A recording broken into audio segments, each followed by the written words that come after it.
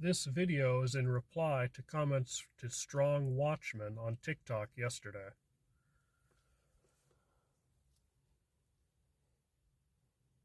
In nature, electrostatic forces can be combined and rearranged in order to create regular electricity, electrodynamic forces.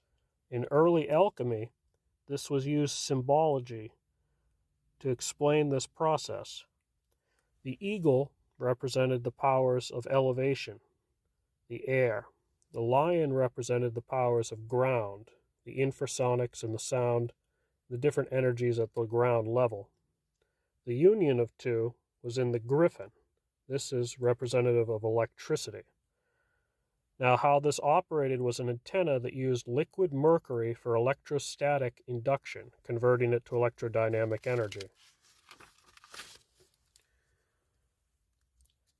This is another symbol that you'll see often in alchemy, most in regard to Greece. This is the omphalos stone or cosmic egg. It's almost always with a serpent either inside or coiled around. This is actually a representative thing and fairly close to how the actual antenna looked. This is a diagram of the antenna.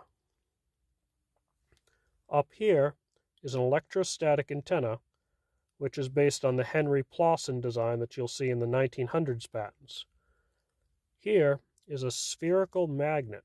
This magnet is a hollow sphere, 3/4 of the way filled with mercury.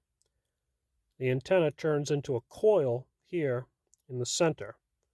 It then goes down and connects to one terminal of a capacitor. The capacitor is then connected on the other side to a grounding rod in the earth. What this does is it uses the vertical electrical gradient of the earth's field. This is 100 volts per meter. As you go up in elevation, it increases the voltage. You don't get much power using this on a regular antenna system. There's no amperage or current. But using liquid mercury, that all changes. Liquid mercury allows you to create an electrostatic conversion effect. The electrostatics is converted to electrodynamic energy. The electrodynamic energy is the regular electricity we use today.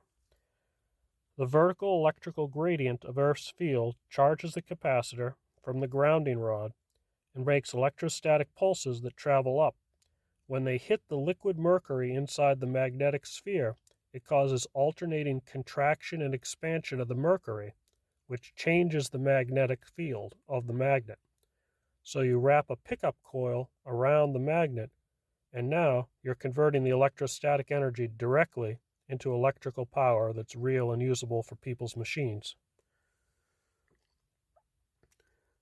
If you look at the design, you can see how it influenced earlier philosophical systems such as the Viking Jagrdrasil, the Egyptian pyramids, and the omphalos design. This is another version of omphalos where the serpent is wrapped around the stone. And as you can see, it's like our here with our spherical magnet and pickup coil.